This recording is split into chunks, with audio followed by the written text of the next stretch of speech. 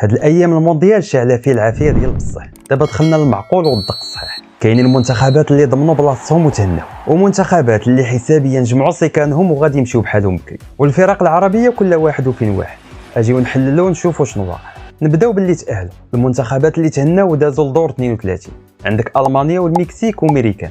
هادو جابوا 6 ديال النقاط من 2 ماتشات، لعبوا مزيان وضمنوا بلاصتهم رسميا. وفي المقابل كاينين فرق اللي المونديال سهله بالنسبه لهم واخا مازال تابعوهم ماتش الثالث. للاسف تونس ودعت البطوله بصفر نقطه، ولقاو راسهم ماركين عليهم 9 ديال البيوت في 2 ماتشات، ومعاهم حتى تركيا وهايتي. هادو واخا غيكملوا الماتش الجاي اللي عندهم في الجدول، راه صافي ما بقى عندهم حتى امل في التاهل. وهنا غندوزوا الاسود الاطلس.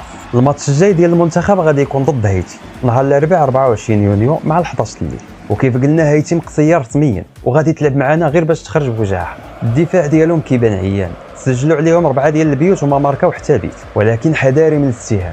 الكره ما فيهاش الثقه وما خصناش نتغرب، غير التعادل معاهم كافينا باش ندوز.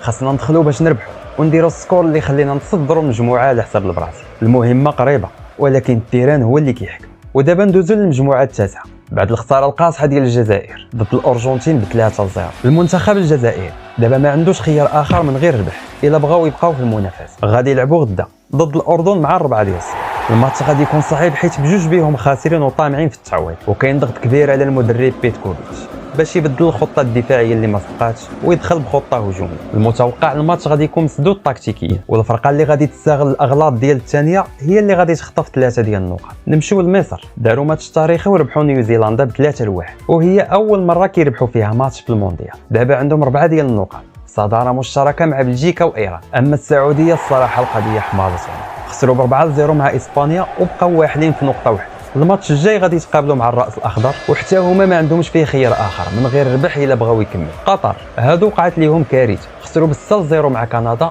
وتطردوا ليهم 2 لعابه، عندهم غير نقطه واحده وتاهلهم كيبان صعيب بزاف. المهم الجوله الجايه هي اللي غتفرز اللعب وكل شيء غيبان على حقيقته. خليو لي رايكم في التعليقات، شنو كتوقعوا النتيجه ديال الماتش المغرب وهايتي؟